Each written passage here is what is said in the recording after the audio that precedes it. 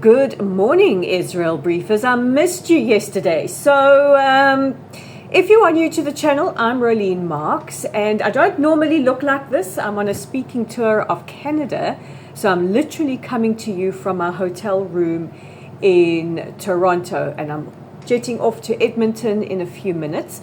But before I head on with my day, I wanted to check in with our community around the world, say good morning, and also bring you the top stories as I do every Monday to Thursday. So of course it's going to be a little bit different on the brief today until I situate myself. So guys, apologies for any gobbledygook or teething errors, because I'm still very jet lagged.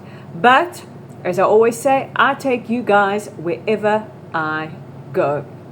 So it is day 705 since the atrocities of the 7th of October, and a reminder to everybody that we still have 48 hostages languishing in hell in Gaza. Guys, we need them all out as soon as possible. President Trump last week, when we were speaking about the proposal that he has put on the table, that the Americans have put on the table, that Israel has accepted, said that he believes some of the living hostages may have already died. But in Israel, we are not losing hope, not for a second. So let's take a look at the top stories, and we begin with the massive news yesterday of Israel's strike in Doha, that's the capital of Qatar. Now, of course, it has resulted in widespread condemnation around the world. I always find it interesting, guys. You know, we've heard the British Prime Minister Keir Starmer condemn it. We've heard various European leaders condemn it. But what is interesting is that when the Americans took out Osama bin Laden, who was responsible for the worst terror attack on American soil, and of course tomorrow is September 11th, and flying over New York City yesterday, it was a stark reminder to me of that day, you know, so close to Memorial Day. That seemed to be okay, but Israel striking Hamas leaders who are responsible for the worst atrocity against the Jewish people since the Holocaust, that deserves condemnation. Somebody please make it make sense. So what happened? What we know is that Israel struck a building. Some say it was Hamas headquarters, some say it was an area where Hamas leaders were conducting a summit. They were all meeting. And there are some reports that Turkey and Egypt possibly warned the Qataris that Israel is conducting a strike. We believe that the United States was alerted ahead of time and possibly alerted the Qataris that there will be the strike on Hamas. Now, of course, we've had opinions from all over the world, people saying, is this a good thing? Isn't it a good thing? And what is interesting is I was listening to one of Israel's foremost military experts, and he believes that there is no way that this strike would have happened without the knowledge of the Qataris, that maybe they have allowed it to happen because it's time to cut Hamas loose. They are intractable when it comes to hostage negotiations. You know, they're not willing to cooperate. They've become an albatross, and maybe it is time to, you know, deal with Hamas and cut them loose. However, of course, we can't forget for a second that Hamas still have 48 of our beloved people hostage, and we need those hostages home. President Trump said that, you know, this mustn't happen again. He panned the attack according to some news reports, but he said that, you know, this is an important goal. Eliminating Hamas is a worthy goal. We do know that he has spoken to Prime Minister Netanyahu twice since yesterday's strike on Hamas in Doha, and that conversation went well. But the message that Israel is sending out is that if you harm Israeli citizens, if you attack Israel, you are not safe wherever in the world you are. Someone asked me yesterday if this was in retaliation to the terror attack on Monday. I don't believe it. It is. I believe that it would have taken a little bit more time to plan and execute this kind of attack. So who did Israel kill? Well, we don't know yet. We still have to find out. And I will be honest with you, Israeli officials are not entirely optimistic that we have got the prime goal, which was Khaled Mashal, but it's still too soon to tell, and we will know in the coming days. So, of course, I will bring you as many updates as I possibly can as the news unfolds, albeit from a different city in Canada. In other really, really good news, yesterday, the Israeli-American captive, Elizabeth Tsukov, she was a student, a doctoral student at Princeton University in the United States. She was taken captive by jihadists, I believe it was in Iraq, I think almost a year ago, might have been more.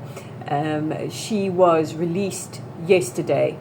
And this was welcomed by both President Herzog and Prime Minister Netanyahu. Very, very happy to have this happen. President Trump tweeting out on his Truth Social, that the Americans had worked to secure her release, and ending that off with, we must have all 48 hostages that Hamas is holding. And she will return to Israel. It says, we believe Wednesday. I think it's Wednesday today. I am still a little discombobulated, so we welcome Elizabeth Tsukov back home. It's very much part of the Israeli ethos that we don't leave anybody behind. The United Kingdom's former now Foreign Secretary, there has been a cabinet reshuffle, and David Lammy, who was the Foreign Secretary, is now the Deputy Prime Minister, and Yvette Cooper, who was a minister with another portfolio. I think she brooked a lot of criticism for allowing the migrant boats to enter the United Kingdom. He has written a letter to the government saying that they did their due diligence, and while the situation in Gaza is horrific, it's abominable, he says he does not believe Israel is committing a genocide. And he was very, very clear to say genocide is about intent.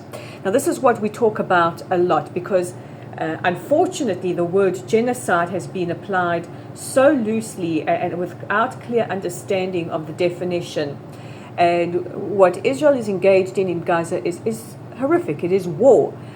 And I think for many people, including many of you watching, this is the first time you have seen what war looks like on your phones and across your social media platforms.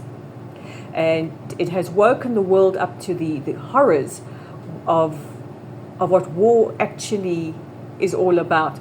But genocide is something different. Genocide is about intention. It's about the intent to eradicate a whole people.